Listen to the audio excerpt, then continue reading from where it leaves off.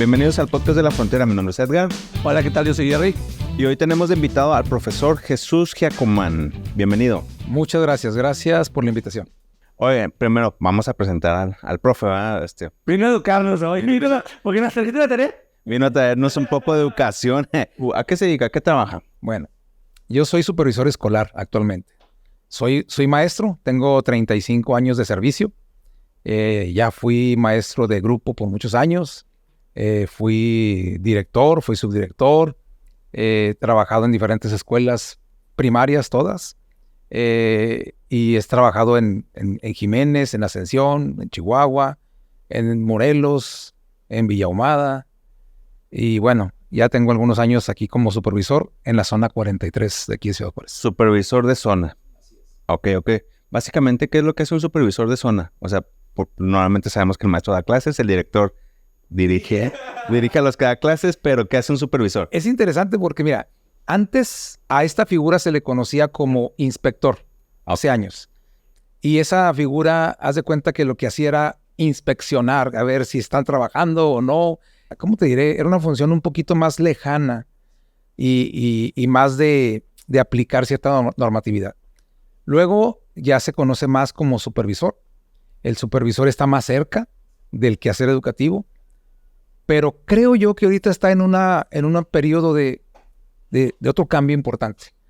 Porque más que supervisar, hoy en día necesitamos acompañar, necesitamos asesorar, necesitamos estar más cerca aún del proceso educativo. Por eso creo yo que estamos ahorita en un proceso de cambio. ¿Usted es el que está asesorando a las escuelas en general o directores o maestros? Sí, yo debo de asesorar y acompañar sobre todo a los directores de las escuelas, pero en compañía de una persona que se le conoce como asesora técnica pedagógica, o sea, un docente o a una docente que hacen esa función. Vamos hasta los grupos, vamos a ver el proceso ya en sí de cada... O sea, visitan los alumnos. Sí, claro que sí. ¿Sí va ahí de llegar de sorpresa o es una visita programada? No, tratamos de que sea programado. Ok. Sí, y es para ver el proceso, para poder asesorar a los compañeros docentes o para llevarles algunas otras alternativas. O también tenemos la función de promover asesorías o cursos, talleres, todo lo que se requiere el docente para que su función sea mejor. Pero una de las partes más importantes es trabajar con los directores. Nosotros no nos metemos deliberadamente con los docentes, sino es a través de los directores, ¿verdad?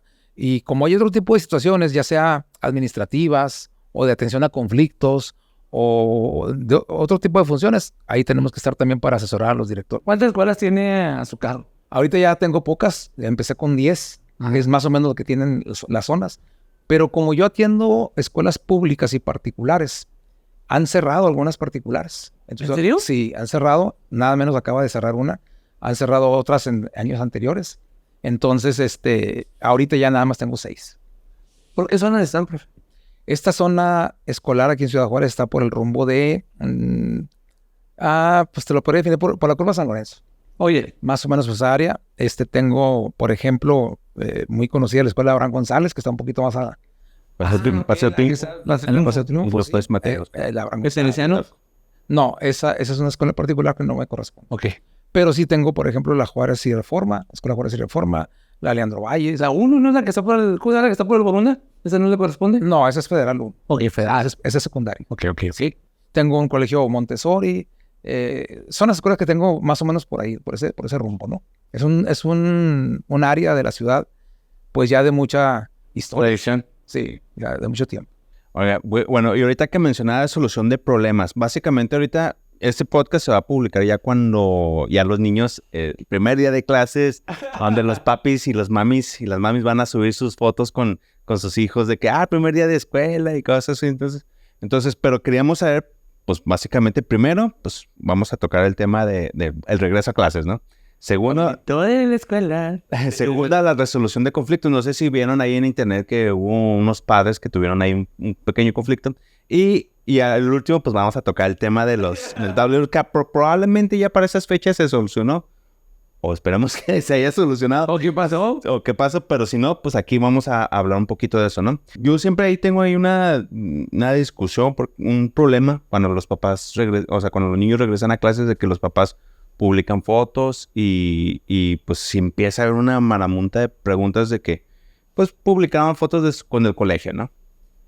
¿Qué tan aconsejable es eso? Bueno, la publicación de fotografías de niños es delicado. Por eso debe estar en la decisión de los padres de familia si lo quieren hacer o no. De parte de la escuela debe haber mucha prudencia, mucho cuidado para no publicar. Los maestros tienen prohibidísimo publicar fotos de los niños. No tanto como prohibidísimo. El docente es muy asertivo en buscar una buena comunicación con los padres de familia. Y más que prohibidísimo está en que tenga un acuerdo con ellos, ¿verdad? Si ellos están de acuerdo, no hay ningún problema. Ahora, se pueden tomar fotografías, por ejemplo, de espalda. Por ejemplo, en una actividad como esa, en la cual se toman fotos en la entrada de la escuela, que están entrando los niños, bueno, puede ir el niño y de espalda se le puede tomar algunas fotografías. Claro que cuando se considera que puede haber un problemita, el maestro debe ser el primero en evitar. Sí, o sea, no es conveniente que los papás tomen, bueno, porque igual yo le quiero tomar una foto a mi hijo y de fondo sale el hijo de otro papá. Pues sí. Vos pones tu hija y le pones una carita así, un emoji para que le tape su carita. Así es. Sí, hay que hacer algo al respecto, pero aquí la decisión más importante la tienen los padres de familia. Pero ¿por qué nace ahí esa dinámica? ¿Qué es el problema? ¿Por qué no simplemente tomar fotos? ¿Qué es lo que movió a tomar esas decisiones? Para nosotros, como instituciones educativas, simplemente acatamos órdenes y disposiciones de la autoridad. Esto no nace como problemática en la escuela. Tomar fotos de niños puede ser malo dentro o fuera de la escuela, en cualquier lugar. Entonces, no es un asunto propio o que haya nacido en las escuelas. Ok. Pero como instituciones educativas respetamos lo que dije la autoridad o respetamos la inquietud de padres de familia. Ok, viene del gobierno federal la orden. De todas las autoridades. I am. ¿Cómo vive usted el primer día de clases? Híjole. ¿Que le da nervios o...? Ya lo estoy viviendo desde ahorita. Ya, es ahorita. Porque hacemos muchas actividades. Por ejemplo, nosotros empezamos este lunes. Ya desde ahorita estamos trabajando. Yo como supervisor estoy solo, es decir, por iniciativa. Estoy investigando muchas cosas. Tenemos que inclusive entender la situación actual de la comunidad, las inquietudes que hay, todo lo que se pueda. Pero nosotros empezamos oficialmente el próximo lunes 14 ya a trabajar con cursos, con capacitaciones que recibimos y luego que damos en la misma semana. A la otra semana, que es a partir del 21, tenemos a todos los docentes trabajando también ya en cuanto a recibir esas capacitaciones o esas actualizaciones. Y luego, ya el día 28, es cuando regresan los niños. Para ese día, nosotros ya tenemos 15 días con muchas actividades. Wow. Entonces usted prácticamente las vacaciones son un par de semanas. Sí, la verdad que es muy, muy poco. Porque de verdad, simplemente ya lo estaba haciendo, pero ustedes me pusieron a trabajar más. Voy a actualizarme un poquito más con esto que me van a cuestionar esta ocasión. Es bien sabido que de repente pasa de que se supone que la escuela es gratuita, ¿no? Y llega el clásico problema de que pues se les pide un material y que no, hay un El material tienes que llevar a la puerta, pues ni modo que te lo hagas. material. Ahorita lo que se queja mucho la gente y pónganlo ahí en los comentarios. Los útiles escolares. No. Material de limpieza del aula y todo eso. ¿Cómo es el entendimiento para más o menos mediar y entender? O sea, que el padre pueda entender de qué se trata y pues... Y mejor que no hace tanto de emoción porque les piden un galón de cloro. O sea, es que ¿cómo que un galón de cloro? Pues, o sea, también hay que mediar de que los padres a veces... Hay algunos que no les cuesta nada comprar un galón de cloro. A nadie le cuesta nada comprar un galón de cloro. Lo dices desde tu privilegio. Bueno, no tengo de un conflicto, pero a ver, que no. Vamos a ver. Aprovecho la pregunta para comentar lo siguiente. Todo lo que yo diga en esta ocasión, ese es el punto de vista de los docentes. Ok. Porque yo soy más docente que, aunque tenga el papel de, entre comillas, autoridad, para mí más importante el papel del docente. Entonces, desde ese punto de vista, yo les digo una realidad. La realidad es que las escuelas carecen, por ejemplo, de situaciones básicas como material de limpieza, de aseo, de atención. Se nos dice mucho y tenemos muy claro que lo más importante en una escuela es la seguridad escolar. Y la seguridad escolar, para otorgarla, se requieren muchas cosas. Desde candados, desde tener seguridad en las bardas, desde tener protegido, pintado, asegurado. Pero también la seguridad escolar tiene que ver con los bebederos, con los baños, con el aseo en las aulas. Entonces, si consideramos que las escuelas tienen asistencia de muchas personas, quiere decir que se usan mucho los baños, que se usan mucho los bebederos y se requiere de una cantidad importante de materiales de aseo, de limpieza y demás, que nadie nos los otorga. Que si no es a través de la buena disposición de los padres de familia, no se reciben. Ahora, eso no quiere decir que nosotros tenemos permiso para cerrar las puertas a alguien porque no cooperó. Okay. Quiero que quede bien claro. Nosotros tenemos la obligación de entregar nuestro servicio sin ninguna condición. A través de que las sociedades de padres de familia ven las necesidades reales, porque el director platica con ellos y les dice, estas son mis necesidades. Ya sea pequeñas o gigantes, hasta de infraestructura. Y ellos pueden decir, esta escuela necesita, por ejemplo, no sé, de que levantemos la barra que se cayó o qué sé yo. Y entonces los padres de familia, viendo esas necesidades, toman sus acuerdos y determinan una cuota o una aportación voluntaria, pero respaldada por esas necesidades. Por ejemplo, en mi papel de supervisor, yo le aconsejo al director en turno que tenga bien claro cuáles son las reales necesidades y que se lo demuestre a los padres de familia, que no diga nada más por decir, ¿verdad? Y en base a años pasados, es muy fácil ver, por ejemplo, se gasta tanto en mantenimiento de los aires, por ejemplo, se gasta tanto en mantenimiento de calentones o calefacciones, o sea, ya hay un y entonces, en base a todas esas necesidades, ellos toman el acuerdo de solicitar cooperación. Si no hay cooperación, si no hay materiales, o si hay menos de lo que esperaba, o si unos padres de familia cooperan o no cooperan, nuestra obligación es darle la educación, el trabajo de la educación a todos los niños.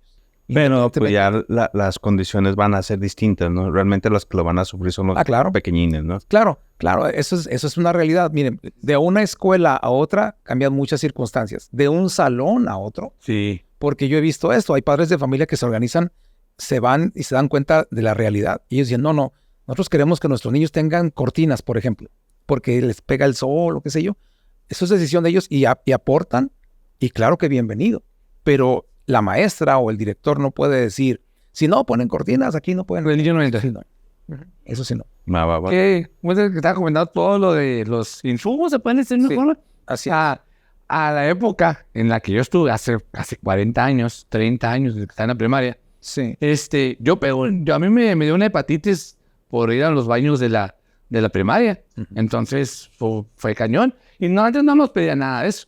Ni, la verdad, a mis papás, yo que recuerde, jamás le pidieron una cuota, jamás le pidieron que de eso. Y sí, la escuela pues estaba con carencias. Claro. Y ya años después, cuando empezaron todo eso, la escuela se empezó a la primaria, se empezó a hacer más grande, le empezaron a poner más bonita, canchas y todo eso, pero fue por las aportaciones de los papás. Entonces, quiero aclarar dos cosas muy importantes. La función de la sociedad de padres de familia está completamente regulada, y no por nosotros los maestros, ni supervisión, ni dirección. Hay una oficina de atención a padres de familia que los orienta, que inclusive les dicen qué se puede gastar y en qué no se puede gastar. Y otra cosa muy importante, les solicitan que hagan una rendición de cuentas bien clara para que los padres de familia sepan en qué se gastó el dinero que ellos aportaron. Y que hubo prioridades, que no fueron necedades, ni mucho menos. Entonces, no es mi función como supervisor regular nada de eso, pero sí es mi función orientar. Por ejemplo, si algún padre de familia está molesto por alguna situación de esas que desconoce, yo le diría, acuda a la oficina. Es lo que le iba a preguntar. Sí. ¿Hay una oficina o un teléfono donde se puedan comunicar? Sí. Porque en muchas escuelas sí se ha dado caso de que no le quisieron entrar al niño, que no le quisieron. Entonces, sí hay. No lo sé de memoria ahorita. Sí, hay una oficina que está dentro de los teléfonos del gobierno del estado. O sea, que si llaman al teléfono del estado, del gobierno del estado, les dan la extensión para llamar a la oficina de atención a padre de familia, pero también lo reciben personalmente en caso necesario. Y es que hay cosas que a veces no sabemos. Por ejemplo, ahorita usted lo decía del bebedero. Hoy en día se usan mucho los famosos filtros Sí. que no son baratos, que son No. para los bebederos. Y entonces a veces el padre de familia dice, "Pues, ¿en qué gastaron?" Y luego ya cuando les enteran, dice, caray, ¿cómo le hicieron con tanto? ¿Cómo le hicieron? Pues sí. Y para tanto niño, o sea, para tanta gente.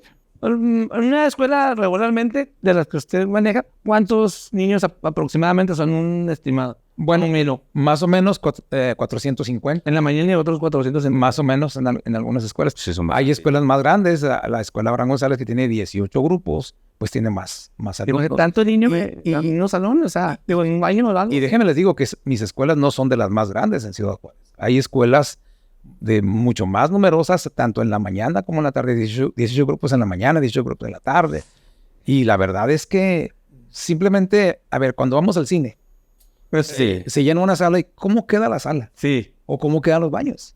Entonces, claro que también acá, formativamente, se habla mucho del aseo y demás con los niños, pero las necesidades básicas existen. Bueno, y ya viéndolo en ese contexto, pues sí, ya Que sí, queda o sea, un es que poquito sí. más claro, ¿no?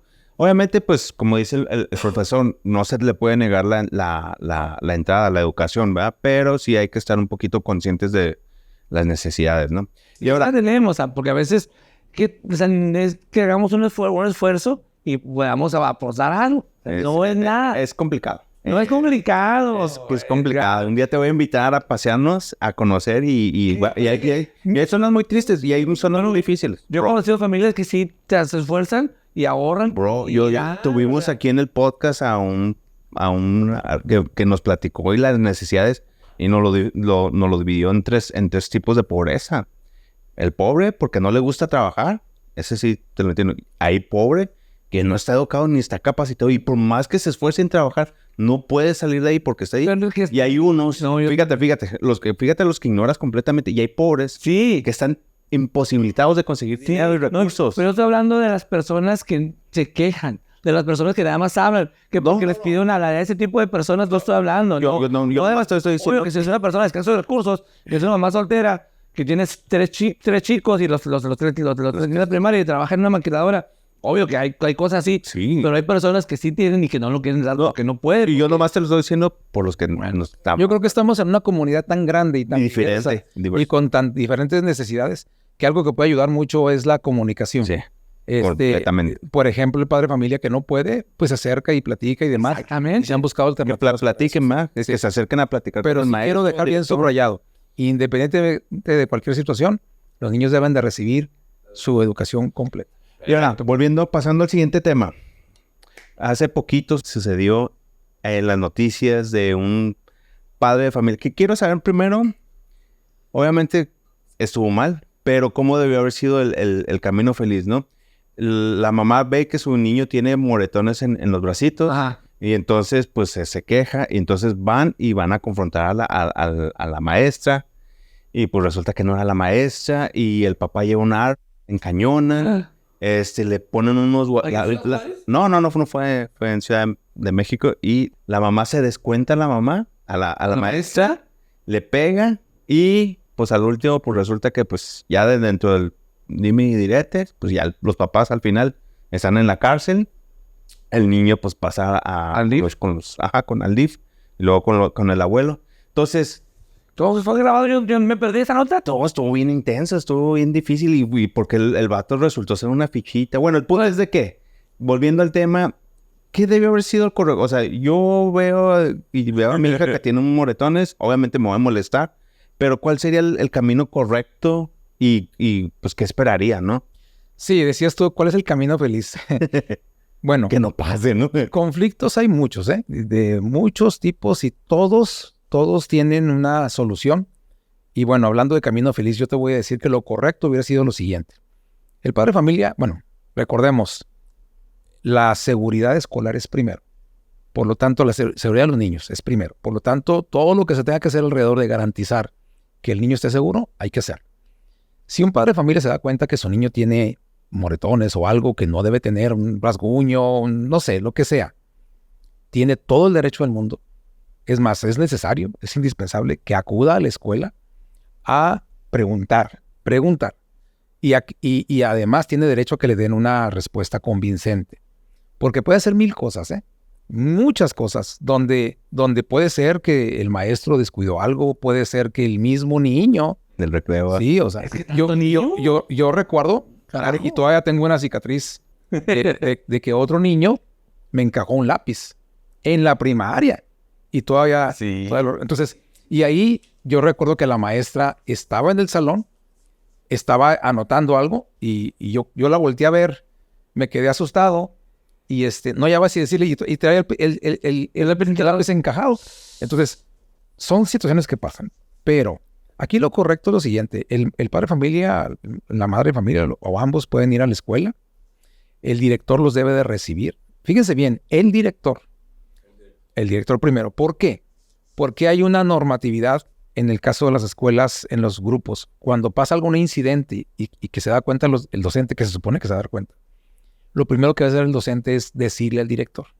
Una vez que le dice, mire, pasó tal detalle, así ya está, no sé, se cayó el niño, o porque, por ejemplo, por ahí se decía, en ese caso, no sé si sea cierto o no, que anduvo en un resbaladero y que al parecer se talló con el costado del resbaladero. Puede ser o no, pero lo primero que hace el padre de familia es ir a platicar con el director. Si el director no tiene la respuesta, el director le puede decir, déjame investigo, porque a lo mejor no la tiene. Y platica con el maestro, buscan la respuesta y se atiende inmediatamente.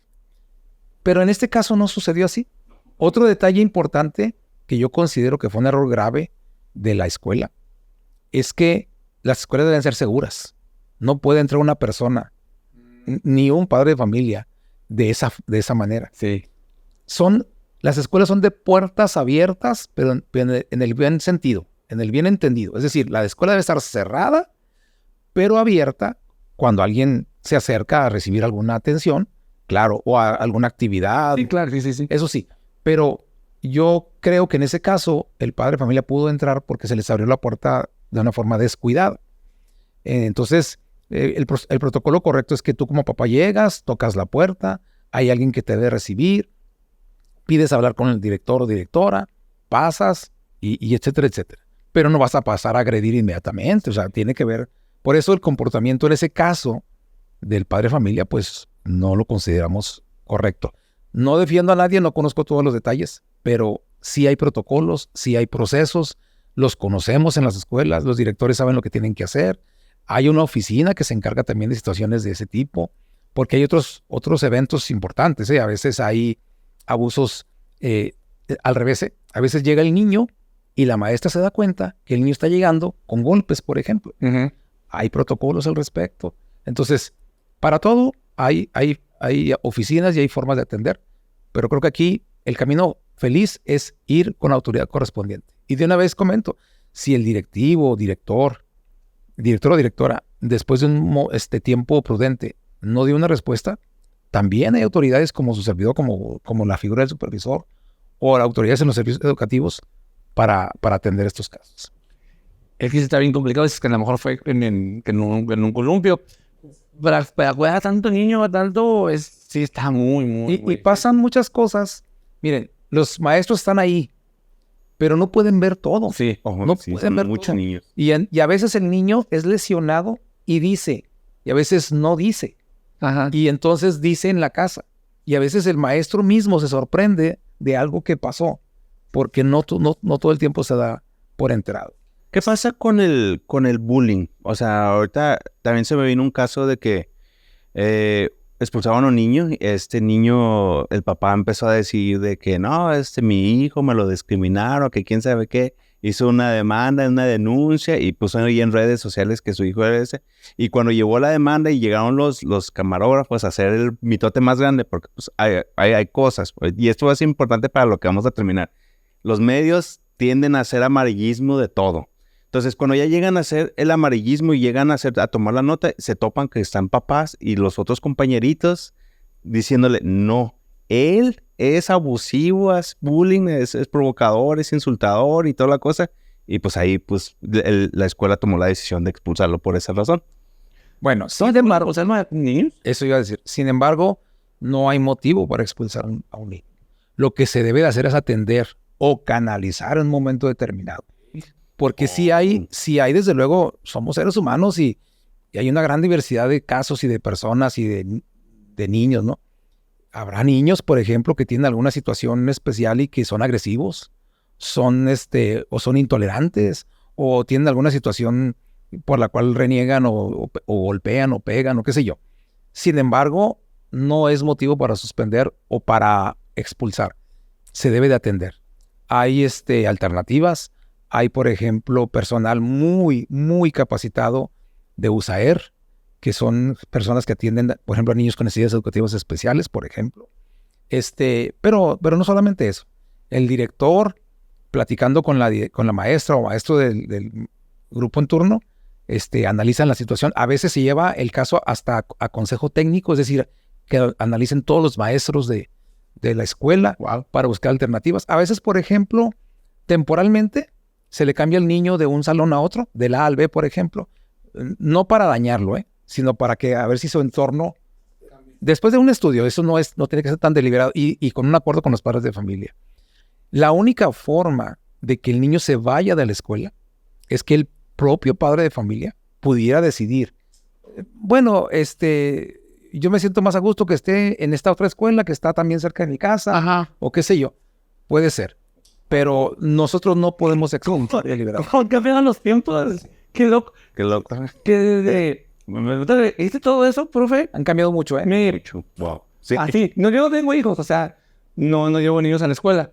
Así que no sé, pues todo lo que me está diciendo, para mí, créame que me está así como que dando una revoladera en la cabeza y me estaba acordando de mis tiempos de escuela. Nada que ver. Era el maestro que pegaba. Sí, claro. Ya, sí, cierto. Que te peleabas en el salón con Tenía terror a un maestro que nos levantaba de las patillas. Sí, estaba en la primaria. Son procesos súper diferentes al día de hoy. Pero muchas veces los papás, me acuerdo que mi papá fue maestro.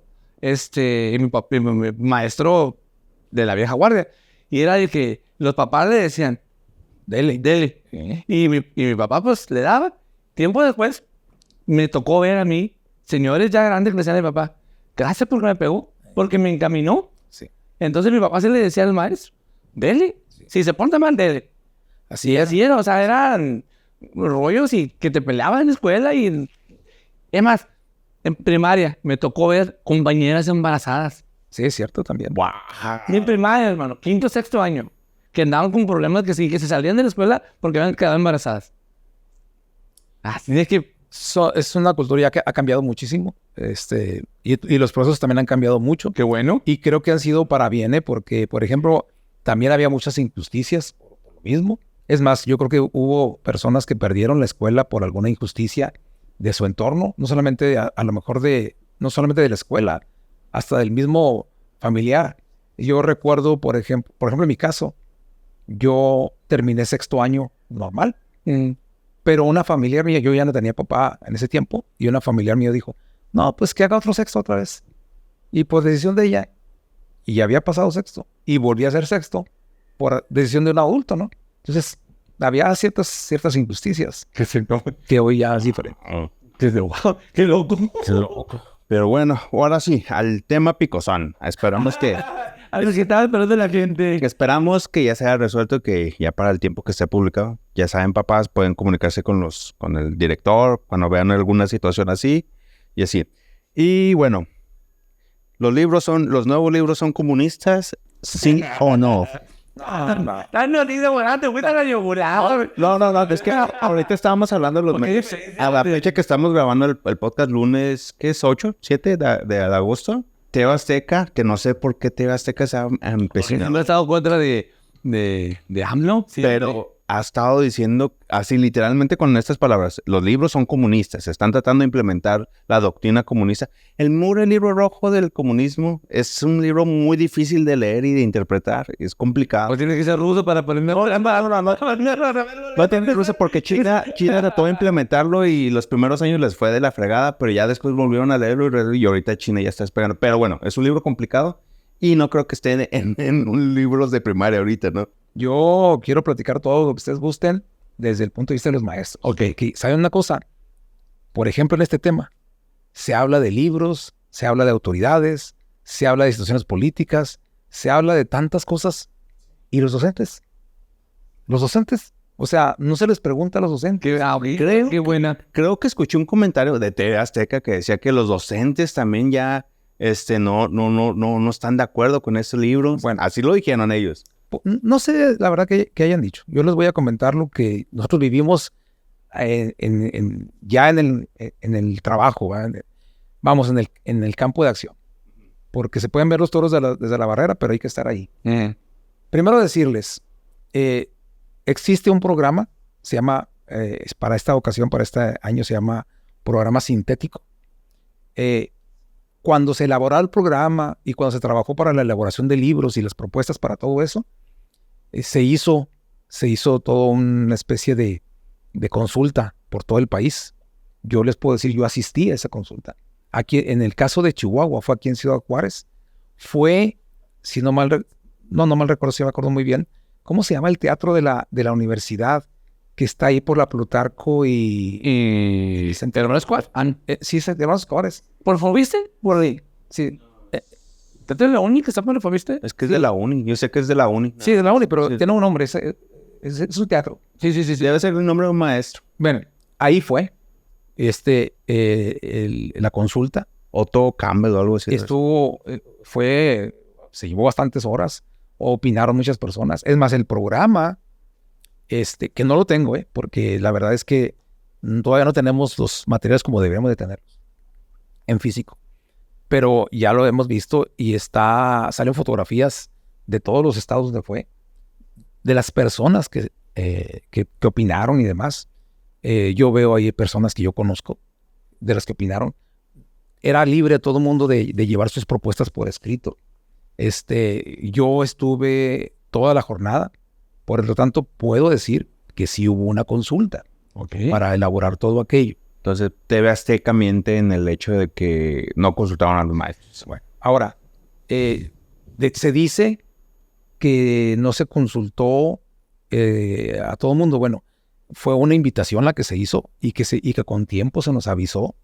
Y bueno, lógicamente no fueron todos los maestros, lógicamente no fueron todos los personajes, pero yo puedo decir que yo estuve. Ahora bien, por otro lado, es importante comentar esto. La educación, híjole, es súper importante para el proceso de desarrollo de un niño, de una persona.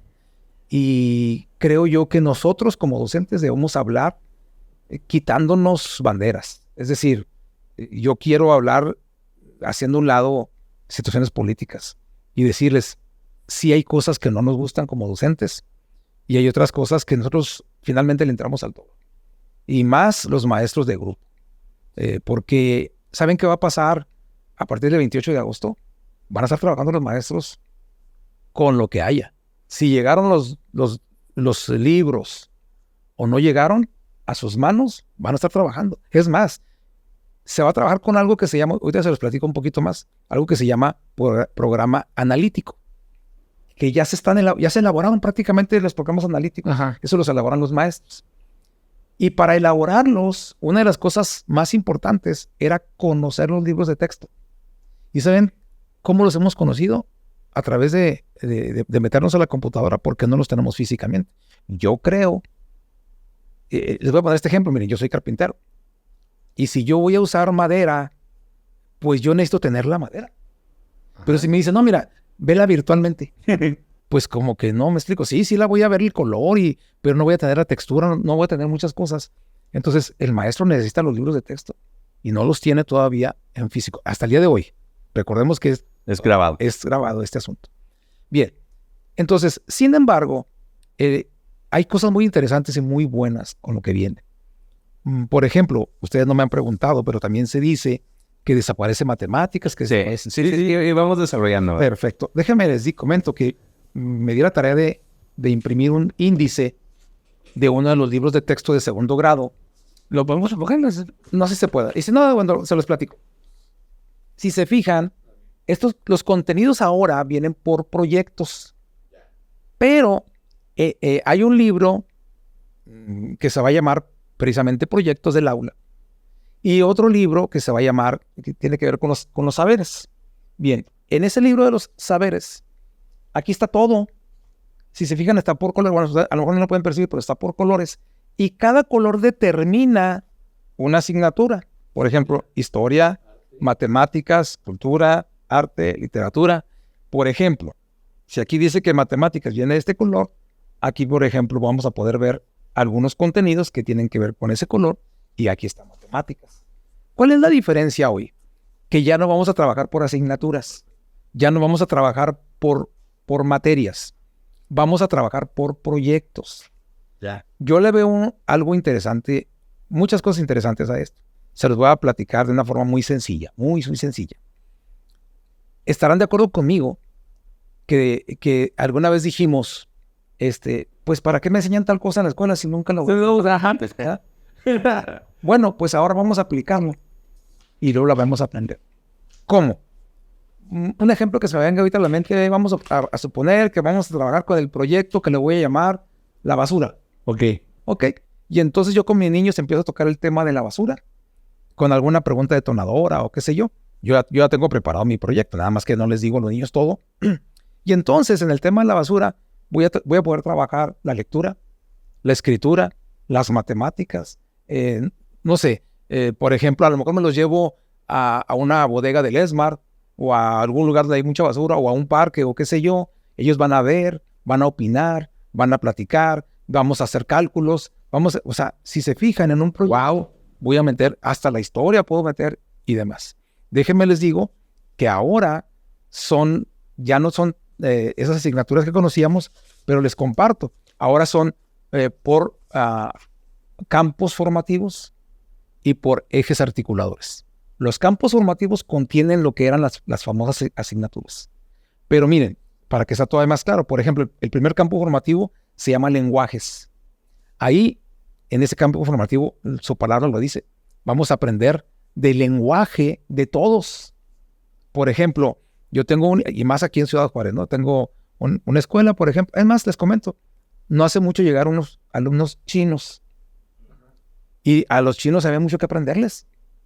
Y luego han llegado niños, por ejemplo, de Veracruz, por ejemplo, de Coahuila, por ejemplo, de Durango. Y entonces, o de aquí mismo, de la región sur de la ciudad, o qué sé yo. Todos tenemos ciertos lenguajes. No me refiero al lenguaje común. Y entonces aprendemos y demás. Y todo eso se usa para bien, para que nuestro lenguaje sea más amplio y demás. Hay otro que se llama pensamiento crítico. Es otro de los... Perdón, estoy con los campos formativos. El otro se llama saberes y pensamientos científicos. Aquí todos tenemos saberes. Todos sabemos algo. De matemáticas, de la asignatura que ustedes le digan. Y bueno, vamos a aportar esos saberes y esos pensamientos científicos que tenemos. Y vamos a poder también construir con los famosos proyectos, con lo que tengamos. Si yo voy a trabajar el proyecto, como decía el ejemplo de la basura, hay niños que consideran unas cosas que son basura y otros que dirán, no, eso no es basura, eso se puede reciclar o qué sé yo. Y ahí se va construyendo con los pensamientos que ya teníamos, con los saberes que ya teníamos. Ahí entran matemáticas, ahí entran varias de las asignaturas. Otro se llama de lo humano y lo comunitario. Por ejemplo, ahí somos personas que tenemos que tener relaciones personales. Y entonces, en lo humano, esas relaciones, si se fijan, hay niños que son introvertidos y otros son extrovertidos. Hay que aprender de todos. Y también conlleva toda esta situación. No me puedo extender mucho a eso, pero puedo decirles de los campos formativos, que son esos tres, más el que se llama naturaleza y sociedad. Ese está también muy interesante, porque, por ejemplo, allí tenemos una relación con la naturaleza, sí o sí, de alguna manera. Yo me fijo, por ejemplo, mi nieta es muy defensora de los bichos. ¿En serio? Sí, hoy en la mañana vio una palomita y se estaba así como queriendo morir y decía, pobrecita, se siente mal. Y yo le decía, ¿estás bien? Entonces, yo creo que... Pero también habrá otros niños que ven a un animalito eso y quieren matarlo y lo pisan los aquí en Entonces, de todo eso se va a aprender de realidades. Comunidad, ¿no? Sí, así es. Luego, esos campos formativos, insisto, ahí están dentro, son precisamente que dentro de ellos, este índice, ahí se pegó, está aquí marcado todos los contenidos, pero están las asignaturas dentro de los campos formativos que están aquí. Déjenme les muestro otro rápido. Que está No se preocupe. Este índice es de un libro que van a tener los niños que se llama Proyectos de Aula. Cada uno de estos que ustedes ven aquí es un proyecto. Y si se fijan, por ejemplo, aquí están, miren, campos formativos, lenguajes. Aquí están proyectos para eso. Aquí dice el otro campo formativo y proyectos para eso, y ya proyectos y proyectos. Si se fijan, trae 255 hojas. Ahora, estos son algunos proyectos que el maestro puede elegir y que puede aplicar así tal cual, o los puede modificar, o los puede combinar, o los puede extender, o los puede aminorar, o qué sé yo. Ahora, otro dato importantísimo es que no hay una secuencia. ¿Se acuerdan cuando decía el maestro, hola niños, ayer, ¿en qué página nos quedamos? Ok. En la 35, bueno, vamos a la 36. Ya no es así. Porque ahora el maestro, hagan de cuenta, yo les digo así a mis compañeros, hagan de cuenta que este es el menú. Y el día de hoy, el maestro, después de haber hecho todo su olla y demás, él va a escoger, por ejemplo, en mi grupo, yo veo que hace falta que haya más compañerismo. Y aparte andamos mal en matemáticas y en lectura. Ok, yo Le vamos a dar más elaboro un proyecto basado en alguno de estos y a lo mejor elijo este contenido y algo de y hago este proyecto y luego yo le pongo de lo mío y etcétera, etcétera. Entonces, pero a lo mejor yo estoy en cuarto A y tú estás en cuarto B y las necesidades de tu grupo son diferentes de las mías. Porque a lo mejor en tu grupo no es tanto el problema de la lectura. Todo lo demás a lo mejor sí, pero la lectura no. O a lo mejor contigo sí hay mucho compañerismo, con el mío no. Entonces, el compañerismo, por ejemplo, es un área que tiene que trabajarse con los ejes articuladores. Yo les decía, son campos formativos y ejes articuladores. Ahí se trabaja la ética, se trabajan varios puntos muy importantes. Bueno, entonces ahora el docente va a poder trabajar justificando, claro, en base a sus necesidades todo esto. Y esto me parece muy interesante. Les decía, a lo mejor se van a asustar cuando digan, este es de segundo año, ¿cómo es posible que este libro de segundo año trae 255 hojas? Y este otro, que también trae otros 255. Y luego faltan, porque son 5 libros por grado. Y entonces, ¿cómo le va? O sea, ¿qué librotes, no? ¿Cuándo van a terminar de ver todo eso? No es que hay que ver todo. Hay que ver lo que se necesita. Y los proyectos que vienen ahí, propuestos, insisto, pueden utilizarse o no, depende de las necesidades reales del grupo. Ahora, para cerrar no cerrar, sino para dejar más claro, los 5 libros son estos. Uno se llama, es el de múltiples lenguajes. Otro es Nuestros Saberes, así se llama este libro. Otro se llama Proyectos Comunitarios. Otro, Proyectos de Aula. Otro, Proyectos Escolares. Ahí son 5. Y hay un libro que antes lo conocíamos con el nombre como el libro del maestro. Ahora se llama Un libro sin recetas para la maestra y el maestro. ¿Por qué se llama así? Porque los maestros ya no van a seguir una serie de condiciones para dar su materia. Pero ese libro del maestro le va a enseñar a cómo trabajar los proyectos, a cómo trabajar, tomando en cuenta todo esto que ya les he comentado de los campos formativos y demás. Sin embargo, es el cómo, no el qué, es el qué, no es el cómo. Yo como docente, yo voy a elegir cómo voy a trabajar con mi grupo, depende de las necesidades. Entonces aquí los maestros se van a tener que capacitar más, ¿no? para dar una mejor clase o dar un mejor servicio, por decirlo de una forma. Y eso está padre. Yo recuerdo mucho de mis tiempos en la primaria y secundaria, ¿no? Y el detalle es de que, por ejemplo, yo me retrasaba en la tabla del 2 y los demás ya iban en 3, luego 4 y yo seguía retrasado en la 2. Entonces, pues el maestro tiene la obligación de continuar, pero pues ahora puede ver que a lo mejor no soy el único que está batallando con la tabla del 2 y agarrarnos a todos y en compañerismo reforzarnos y levantarte, porque pues yo creo que en ese punto ya es el objetivo, ¿no? Nivelar a la gente, a los niños, y que continúen y avancen, ¿no? Eso es muy, muy interesante. Otra de las cosas que lo hace interesante es que, y aunado a lo que dice Edgar, acuérdense que hay muchos niños con cierto rezago. Y si el maestro daba la clase, porque sucedía, En mis escuelas no, pero en algunas sucedía. Ahora es cortito. Decía el docente, yo ya di la clase. El que entendió, entendió, y el que no entendió. Es lo que le iba a preguntar. Y ahora no, ahora todos van en el mismo barco. Y entonces todos los niños tienen más posibilidades de acercarse al conocimiento. Así rapidito, miren, esta es una portada.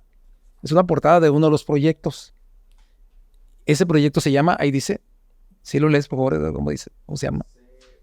Iguales, Pero diferentes. Y habla, ahí por ejemplo, habla en segundo grado de que todos somos iguales, pero somos diferentes. Y ese proyecto está encaminado al respeto entre las personas, porque ya que no nos molestemos con estar diciendo que el gordito, que el, etcétera, etcétera. Entonces, trae muchos contenidos muy buenos ahí. Pero hay algo interesante. Esta parte de aquí trae unos dibujitos. Esto de arriba tiene que ver con los campos formativos. Por ejemplo, el primero que está marcado habla de lenguajes y el tercero que está marcado habla de lo humano y lo comunitario. Quiere decir que este proyecto aborda estos dos campos formativos. Y de los ejes articuladores está marcado el primero, el segundo y el penúltimo, que es la inclusión, el pensamiento crítico y la apropiación de culturas a través de la lectura y la escritura. Quiere decir que este proyecto, si se fijan, abarca varios campos formativos y varios ejes articuladores y por lo tanto varias asignaturas. Entonces es un proyecto que bien se puede llevar días, semanas, no importa, lo importante es que se concreten los aprendizajes esperados. Entonces, ¿de dónde sacaron que el comunismo, profe?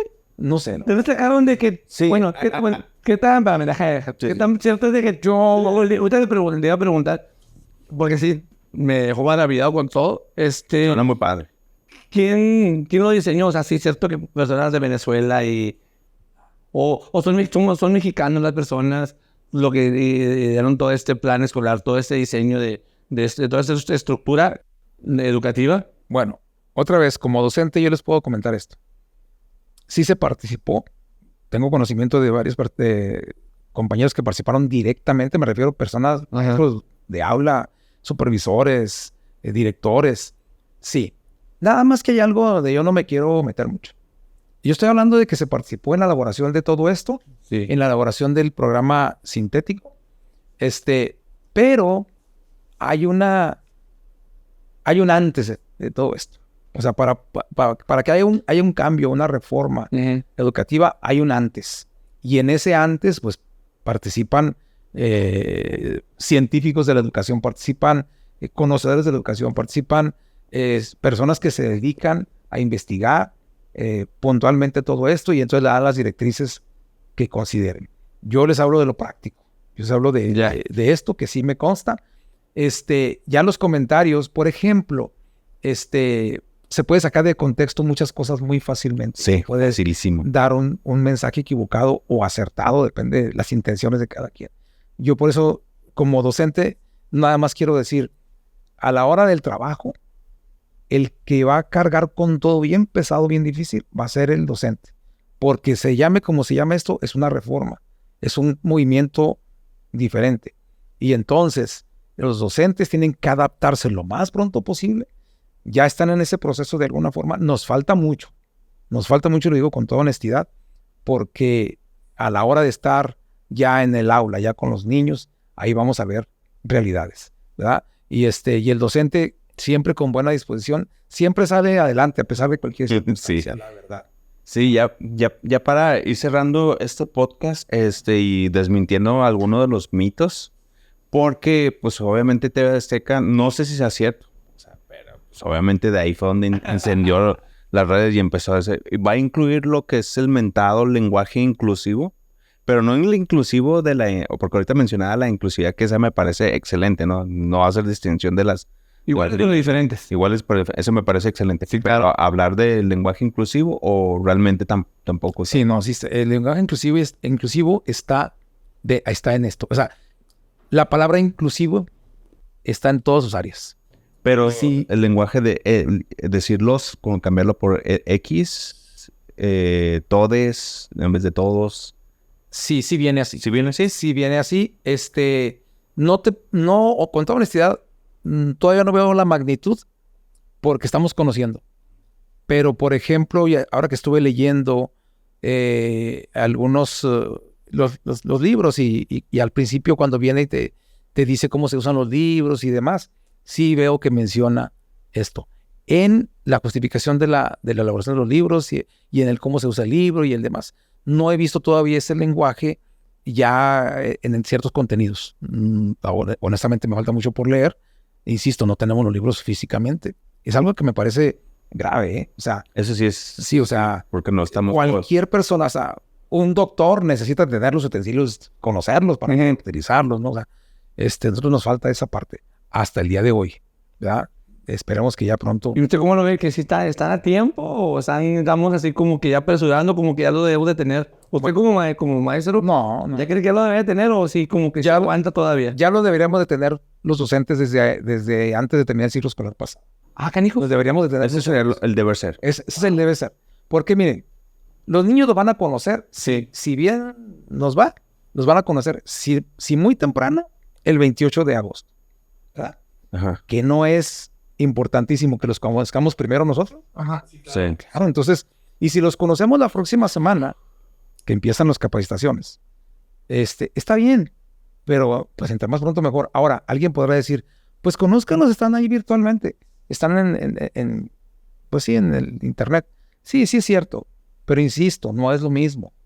Yo aquí tengo, miren, mis copias y demás, Sí. pero no es lo mismo. Yo como supervisor, si tuviera los libros de todos los grados y pudiera sentarme en mi comedor y estarles dándole y manipulando, me ayudaría muchísimo hasta para concordar ciertas cosas o encontrar la concordancia. Por eso no sé por qué me meto con un pensamiento de los libros y las revueltas. Bueno, ¿creen que puede haber revueltas o algo que no entreguen los libros? Bueno, escuché que la gobernadora no los iba a prohibir que no se entregaran los libros. ¿Qué tanto poder tiene ella para decir, no se entregan los libros por mis pistolas? Y si no se entregan, ¿qué repercusiones puede haber en los niños? ¿O qué acciones puede haber? Bueno, ella es una autoridad. Ajá. O no sé hasta dónde llegue esa autoridad en esta situación, porque los libros de texto gratuitos son nacionales, pero no sé honestamente Ya tiene poder si es estatal. error o no esa parte. Pero sí te puedo decir que a nosotros nos gustaría tener con qué vamos a trabajar. Sí, claro. O sea, si... Pero ese problema es desde que estoy en la escuela secundaria. Ya en la prepa ya no pasa tanto porque ya están los libros, pero ahí los tenés que ir a pagar tú y te los vendían. Pero siempre ha sido de que empieza el ciclo escolar y hasta una semana, hasta todo ya llegaron los libros. Nada más que ahora es diferente, porque ahora son diferentes libros. Sí. Antes podrían tardar, pero ya los conocían. Pero ya sabías de Sí, era el mismo libro de tu hermano. el mentado Atlas, ¿no? Que no cabía en la mochila. Sí, hoy en día, pues nada más los conocemos de esta manera. Ahora, nosotros tenemos otros problemas que nadie pregunta. O sea, por ejemplo, los docentes. Piensen en esto. Un docente que tiene 30 años de servicio, trabajando de otra forma. Ajá. Hoy le cambias la jugada, hay que desaprender para aprender. Pues lo comentaba ahorita que... Y un no sé qué docente pasa. que tiene su primer año, su segundo año de servicio, 3 años, tiene una visión totalmente diferente. Y a lo mejor se va a acomodar más rápido. Lo va a aprovechar más. Pero también se requiere de cierta experiencia para otro tipo de situación. Entonces está complejo, está muy complejo. Y yo quiero, antes de que me digan que ya terminamos, decir, mis respetos, de verdad, mis respetos y admiración a los docentes de grupo, que son los que finalmente van a estar ahí en el ruedo. Rifándosela. Sí, rifándosela. ¿Y saben qué? Y van a salir adelante. Nada más que no va a estar tan sencillo y esperemos que este ciclo escolar no sea, pues nada más de prueba y error. Esperemos que rápido saquemos esto. Vamos a tener que sacar la vocación. Sí. De la vocación desde el manual. Nosotros mismos teníamos el entendido, todavía hasta hace unas semanas, de que los libros de texto y las novedades iban a ser para primero y segundo grado. Y hoy nos damos cuenta que vienen libros para todos los grados. Para todos los... Entonces, también otra situación especial, ¿verdad? Venimos de una pandemia donde Es lo que le iba a decir. todavía hay ciertos rezagos. Y aparte de eso, no es lo mismo cambiar gradualmente para que una generación lo vaya adquiriendo. Los niños que están en cuarto, en quinto. Fíjense, un niño de quinto grado ahorita, estuvo en sus primeros grados. Tercero y segundo. Sí, cuarto, tercero y cuarto. Primero y segundo normal. Tercero y cuarto pandemia. Sí. Y luego ahora situaciones de cambios a sexto grado cuando vayas. O sea, la verdad. Pero pues chavito, aprende algo. La única constante en esta vida es el cambio. Van Dios, papá, porque no quiero que lo estén bien. Pues bueno, vamos a cerrar. Pues bueno, ya nada más queda agradecer. ¿Tienes alguna otra pregunta? No, me quedé con muchas, pero pues ya vamos a cortar. Sí, ya es que también ya están cerrando las oficinas aquí. Queremos agradecer la visita. Pues va a seguir siendo, bueno, en un futuro volverlo a invitar, ya viendo a ver cómo están los resultados y todo eso, ¿no? Y pues agradecerlos a los que nos escucharon, pongan sus comentarios, sus dudas y pues ahí a lo que sea. Espero que hayan tenido un buen ingreso de regreso a clases. Todo bien. Benditos maestros, gracias, Paciencia con los maestros porque son los que se van al tiro. Los maestros. Y agradecemos su visita. Y esto fue el podcast de La Frontera. Mi nombre es Edgar. Yo soy Garabato Colorado. Nos vemos. Y hoy nos visitó el profesor Jesús Giacomán. Gracias, profe, por Gracias a todos.